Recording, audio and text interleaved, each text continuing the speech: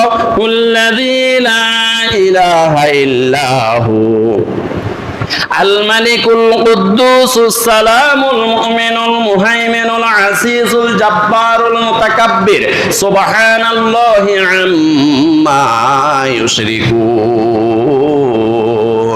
সূরা হাশর আয়াত 23 আল্লাহ রাব্বুল আলামিন বলেন ওয়াল্লাহুল্লাযী লা ইলাহা ইল্লা হু আল্লাহ তো তিনি যিনি ছাড়া কোনো উপাস্য নাই, যিনি ছাড়া কোনো মাবুদ নাই। তিনি কে?